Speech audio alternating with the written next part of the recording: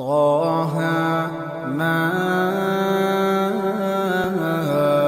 أنزلنا عليك القرآن لتشقى إلا تذكرة لمن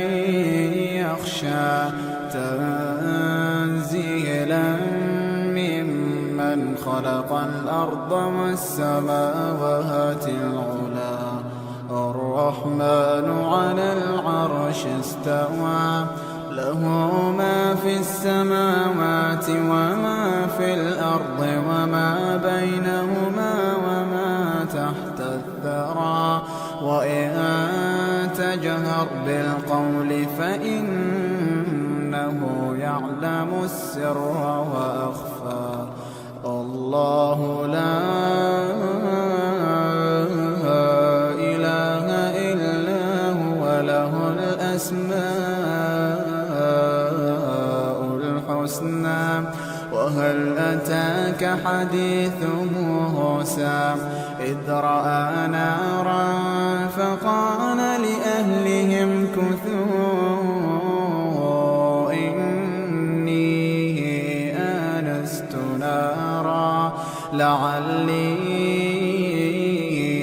آتيكم منها بقبس أو أجد على النار هدى فلما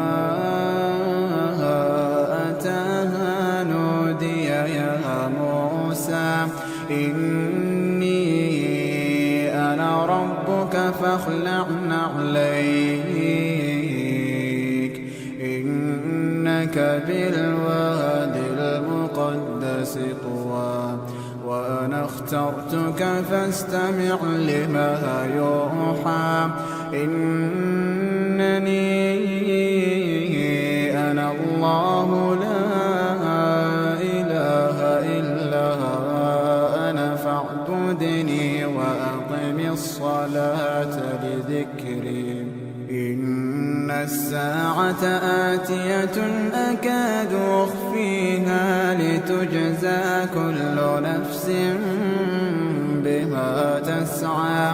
فلا يصدنك عنها من لا يؤمن بها واتبع هواه فتردى وما تلك بيمينك يا موسى قال هي عصاي أتوكأ عليها وأهش بها على غنمي ولي فيها مآرب أخرى قال ألقها يا موسى فألقاها فإذا هي حية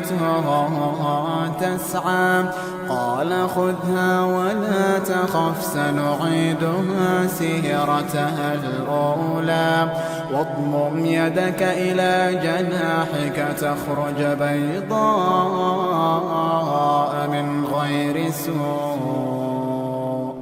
واضمم يدك إلى جناحك تخرج بيضاء من غير سوء آية أخرى لنريك من آياتنا الكبرى اذهب إلى فرعون إنه طغى قال رب اشرح لي صدري ويسر لي أمري واحلل عقدة من لساني يفقه قولي واجعل لي وزيرا من أهلي هارون أخي اشدد به أزري وأشركه في أمري كي نسبحك كثيرا ونذكرك كثيرا إنك كنت بنا بصيرا قال قد أوتيت سؤلك يا موسى ولقد مننا عليك مرة أخرى إذ أوحينا إلى أمك ما يوحى أن اقذفيه في التابوت فاقذفيه في اليم فليلقه اليم اليم بالساحل يأخذه عدو لي وعدو له، وألقيت عليك محبة مني ولتصنع على عيني. إذ تمشي أختك فتقول هل أدلكم على من يكفله، فرجعناك إلى أمك كي تقر عينها ولا تحزن، وقتلت نفسا فنجيناك من الغم وفتناك فتونا، فلبثت سنين في أهل مدين ثم جئت على قدري يا موسى، واصطنعتك لنفسي. اذهب أنت وأخوك بآياتي ولا تنيها فيه ذكري. اذهبا إلى فرعون إنه طغى، فقولا له قولا لينا لعله يتذكر أو يخشى. قالا ربنا إننا نخاف أن يفرط علينا أو أن يطغى. قال لا تخافا إنني معكما أسمع وأرى. فأتياه فقولا إنا رسولا ربك فأرسل معنا بني إسرائيل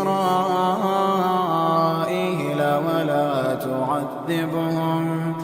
قد جئناك بآية من ربك والسلام على من اتبع الهدى. إنا قد أوحي إلينا أن العذاب على من كذب وتولى. قال فمن ربكما يا موسى؟ قال ربنا الذي أعطى كل شيء خلقه ثم هدى. قال فما بال القرون الأولى؟ قال علمها عند ربي في كتاب لا يضل ربي ولا ينسى. الذي جعل لكم الأرض مهدا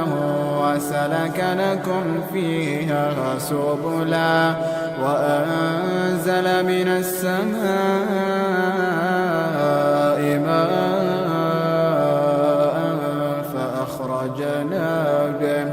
فأخرجنا به أزواجا من نبات شتى. كلوا وارعوا أنعامكم إن في ذلك لآيات لأولي النهى. منها خلقناكم وفيها نعيدكم ومنها نخرجكم تارة أخرى. ولقد أريناه آياتنا كلها فكذب وأبى. قال أجئتنا لتخرجنا من أرضنا بسحرك يا موسى؟ فلنأتينك بسحر مثله فاجعل بيننا وبينك موعدا لا نخلفه نحن ولا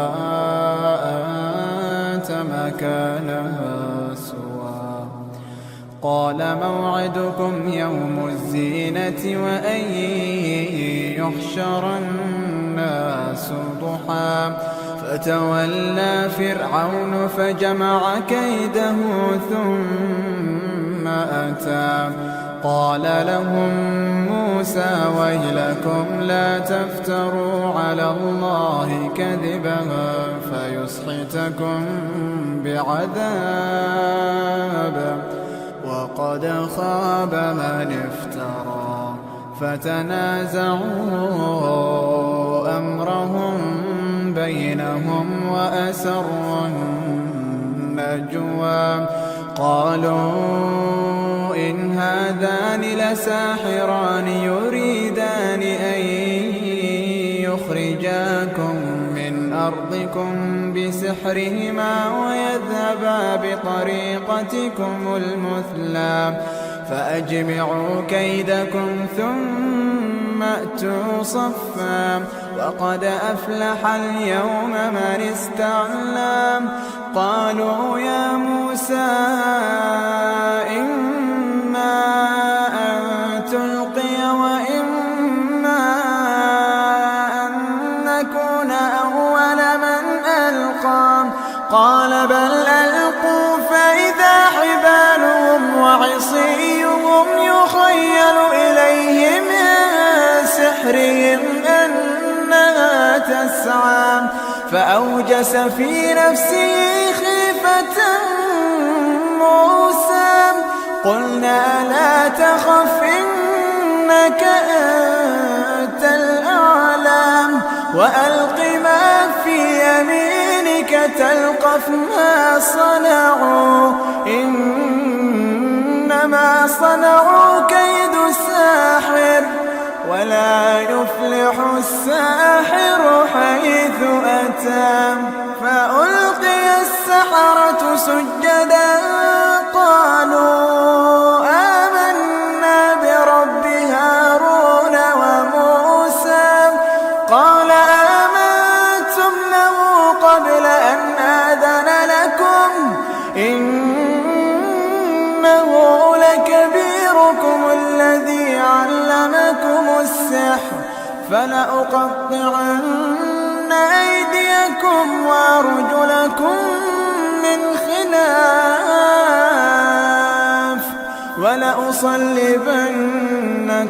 في جذوع النخل ولتعلمن أينا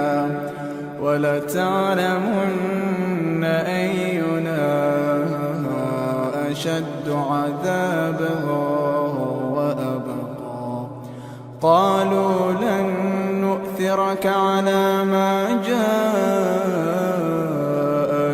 من البينات والذي فطرنا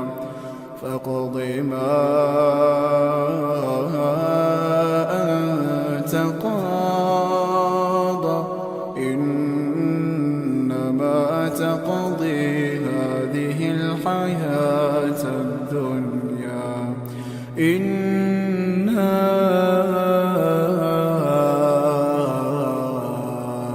آمنا بربنا ليغفر لنا خطايانا وما أكرهتنا عليه من السحر والله خير وأبقى إنه من يأت ربه مجرما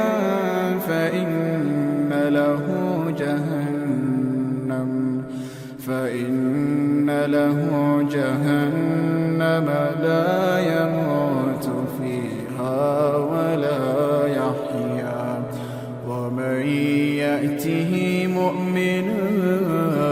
قد عمل الصالحات فأولئك لهم الدرجات العلى جنات عدن تجري من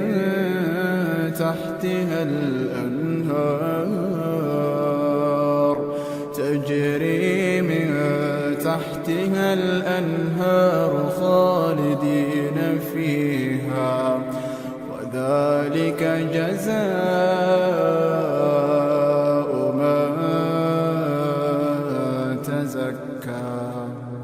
ولقد أوحينا إلى موسى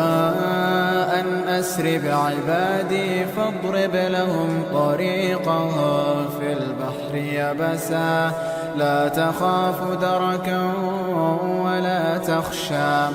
فأتبعهم فرعون بجنوده فغشيهم من اليم ما غشيهم وأضل فرعون قومه وما هدى يا بني إسرائيل قد أنجيناكم من عدوكم وواعدناكم جانب الطور الأيمن ونزلنا عليكم المن والسلوى كلوا من طيبات ما رزقناكم ولا تطغوا فيه فيحل عليكم غضبي ومن يحلل عليه غضبي فقد هوى وإني لغفار لمن تاب وآمن وعمل صالحا ثم اهتدى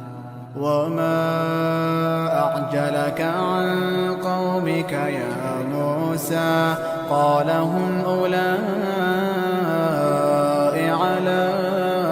أثري وعجلت إليك رب لترضى قال فإنا قد فتنا قومك من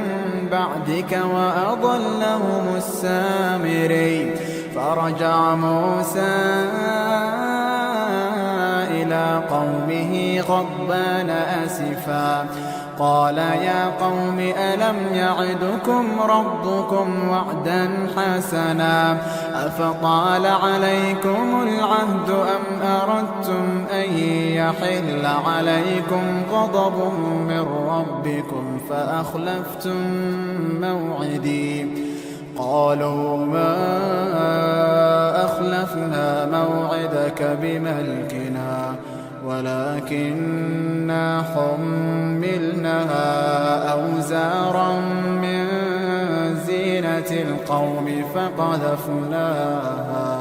فكذلك ألقى السامري فأخرج لهم عجلا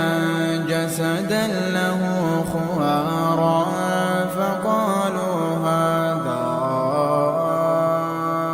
إلهكم وإله موسى فنسي أفلا يرون ألا يرجع إليهم قولا ولا يملك لهم ضرا ولا نفعا ولقد قال لهم هارون من قبل يا قوم إنما فتنتم به وإن ربكم الرحمن فاتبعوني وأطيعوا أمري قالوا لن نبرح عليه عاكفين حتى يرجع إلينا موسى قال يا هارون ما منعك إذ رأيتهم ضلوا ألا تتبعني أفعصيت أمري قال يا ابن أم لا تأخذ بلحيتي ولا برأسي إني خشيت أن تقول فرقت بين بني إسرائيل ولم ترقب قولي قال فما خطبك يا سامري قال بصرت بما لم يبصروا به فقبضت قبضة من أثر الرسول فنبذتها وكذلك سولت لي نفسي قال فاذهب فإن لك في الحياة أن تقول لا مساس وإن لك موعدا لن تخلفه وانظر إلى إلهك الذي ظلت عليه عاكفا لنحرقنه ثم لنسفنه في اليم نسفا إنما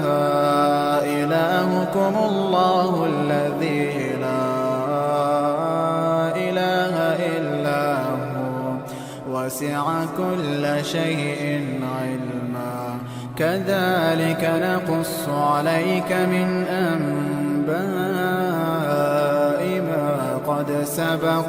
وقد آتيناك من لدنا ذكرا من أعرض عنه فإنه يحمل يوم القيامة وزرا خالدين فيه وساء لهم يوم القيامة حملا يوم ينفخ في الصور ونحشر المجرمين يومئذ زرقا يتخافتون بينهم إن لبثتم إلا عشرا نحن أعلم بما يقولون إذ يقول أمثلهم طريقة إن لبثتم إلا يوما ويسألونك عن الجبال فقل ينسفها ربي نسفا فيذرها قاعا صفصفا لا ترى فيها عوجا ولا أمتا يومئذ يتبعون الداعي لا عوج له وخشعت الأصوات للرحمن فلا تسمع إلا همسا يومئذ لا تنفع الشفاعة إلا من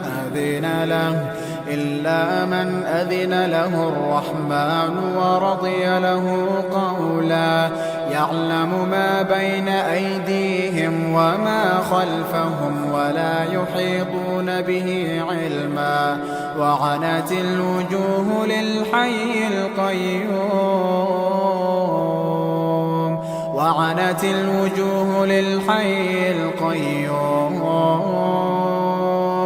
وقد خاب من حمل ظلما ومن يعمل من الصالحات وهو مؤمن فلا يخاف ظلما ولا هضما وكذلك أنزلناه قرآنا عربيا وصرفنا فيه من الوعيد لعلهم يتقون أو يحدث لهم ذكرا فتعالى الله الملك الحق ولا تعجل بالقرآن من قبل أن يقضى إليك وحيه وقل رب زدني علما ولقد عهدنا إلى آدم من قبل فنسي ولم نجد له عزما وإذ قلنا للملائكة اسجدوا لآدم فسجدوا إلا إبليس أبى فقلنا يا آدم إن هذا عدو لك ولزوجك فلا يخرجنكما من الجنة فتشقى إن لك ألا تجوع فيها ولا تعرى وأنك لا تظمأ فيها ولا تضحى فوسوس إليه الشيطان قال يا آدم هل أدلك على شجرة الخلد وملك لا يبلى فأكلا منها فبدت لهما سوآتهما وطفقا يخصفان عليهما من وعصى آدم ربه فغوى ثم اجتباه ربه فتاب عليه وهدى قال اهبطا منها جميعا بعضكم لبعض عدو فإما يأتينكم مني هدى فمن اتبع هداي فلا يضل ولا يشقى ومن أعرض عن ذكري فإن له معيشة ضنكا ونحشره يوم القيامة أعمى قال رب لم حشرتني أعمى وقد كنت بصيرا قال كذلك أتتك آياتنا فنسيتها وكذلك اليوم تنسى وكذلك نجزي من أسرف ولم يؤمن بآيات ربه ولعذاب الآخرة أشد وأبقى أفلم يهد لهم كم أهلكنا قبلهم من القرون يمشون في مساكنهم إن في ذلك لآيات لأولي النهى ولولا كلمة سبقت من ربك لكان لزاما وأجل مسمى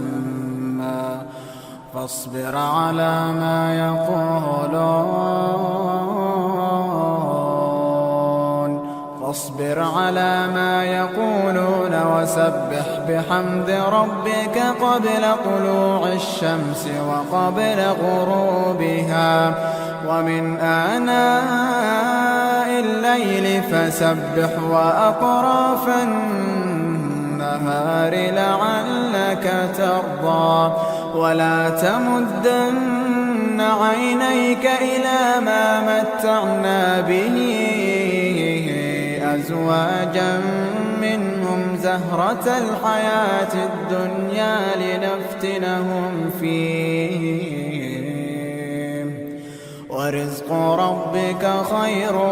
وأبقى وأمر أهلك بالصلاة واصطبر عليها لا نسألك رزقا نحن نرزقك والعاقبة للتقوى وقالوا لولا يأتينا بآية من ربه أولم تأتهم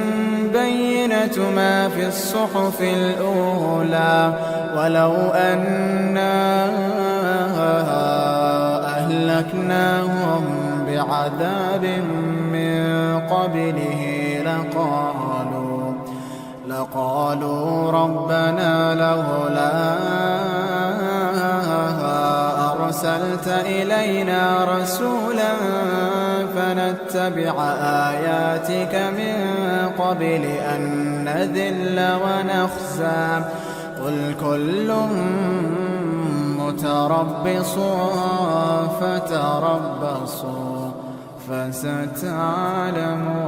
من أصحاب الصراط السوي ومن اهتدى.